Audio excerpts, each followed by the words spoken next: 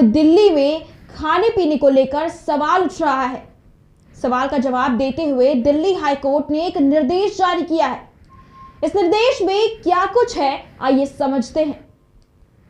आपको बता दें कि अक्सर लोग वेजिटेरियन या शाकाहारी प्रोडक्ट खरीदने से पहले उसके पैकेट पर लिखे इंग्रेडिएंट्स को देखते हैं।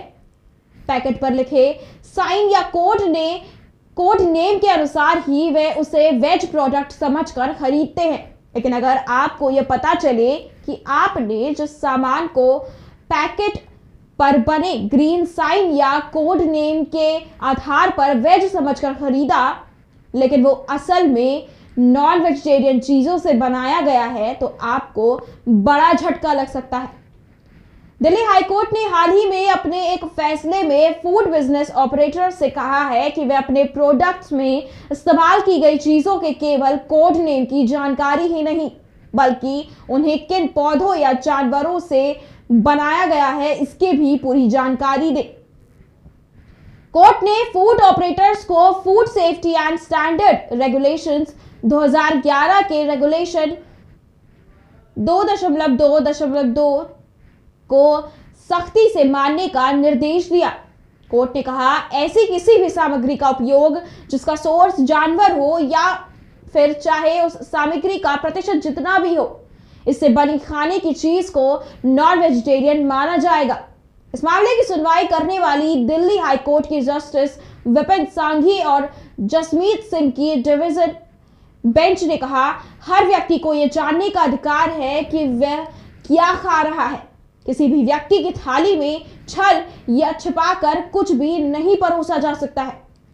हाईकोर्ट ने केंद्र और फूड सेफ्टी और स्टैंडर्ड्स अथॉरिटी ऑफ इंडिया को यह सुनिश्चित करने का निर्देश दिया कि फूड ऑपरेटर्स हर फूड आइटम के निर्माण में की जाने वाली सभी सामग्रियों का पूर्ण खुलासा करें। कोर्ट ने FSSAI को सुनवाई की अगली तारीख 31 जनवरी से पहले निर्देशों के अनुपालन की रिपोर्ट दाखिल करने के भी निर्देश दिए। दरअसल गायों की सुरक्षा और देखभाल के लिए काम करने वाली एक गैर सरकारी संस्था राम गौ रक्षा दल ने पिछले साल अक्टूबर में मौजूदा खाद्य पदार्थों के नियमों को लागू किए जाने की अपील के साथ एक याचिका दायर की थी। इस याचिका में क्रॉकरी, पहनने वाले सामानों और सहायक उपकरणों जैसे ना खाए जाने वाले समेत सभी प्रोडक्ट्स को उनमें प्रयोग किए जाने वाले इंग्रेडिएंट्स के आधार पर चिन्हित किए जाने की अपील की गई थी। इस याचिका में खाने की चीजों के लेबल पर न केवल उसमें प्रयोग किए जाने वाले इंग्रेडिएंट्स बल्कि उसके मैन्युफैक्चरिंग प्रोसेस में उपयोग किए जाने वाला वस्तुओं का भी जिक्र किए जाने की मांग की गई थी। ट्रस्ट ने कहा था कि उसके सदस्य नामधारी संप्रदाय के अनुयायी हैं और वे शाकाहार के सख्त नियमों में यकीन रखते हैं। ऐसे में उनकी धार्मिक मान्यताएं एनिमल प्रोडक्ट से बने किसी भी सामान के प्रयोग की इजाजत नहीं देती है। अब समझिए कि क्या है खाने की चीजों पर लेबलिंग का नियम। फूड रेगुलेशन 2011 के मुताबिक मांसाहारी या नॉन वेज फूड ऐसा फूड है जिसमें किसी जानवर के एक हिस्से या पूरे हिस्से का इस्तेमाल किया जाता है। इनमें पक्षियों, ताजे पानी या समुद्री जानवरों या अंडे या किसी जानवर से निकलने वाले प्रोडक्ट शामिल है, लेकिन दूध या दूध के प्रोडक्ट इसमें शामिल नहीं है। सभी मांसाहारी या नॉन वेजिटेरियन फूड पर एक ब्राउन आउटलेट वाले स्क्वायर के अंदर एक ब्राउन कलर से भरा एक सर्कल का लेबल होना चाहिए। वही अंडा ही एकमात्र ऐसी मांसाहारी सामग्री है जिसके बारे में इस ब्राउन सिंबल के अतिरिक्त बताया जा सकता है। शाकाहारी या वेजिटेरियन फूड पर हरे रंग के आउटलाइन वाले स्क्वायर के अंदर एक हरे रंग से भरे सर्कल का लेबल लगा होना चाहिए। मैन्युफैक्चरर को साथ ही सामग्रियों की मात्रा और उनके वजन की भी एक लिस्ट प्रदर्शित करनी होती है। मैन्युफैक्चरर को यह बताना होता है कि प्रोडक्ट में किस प्रकार के खाने योग्य vegetable oil, vegetable fat, animal fat या तेल, मछली, मुर्गी, मांस या पनीर आदि का उपयोग किया गया है।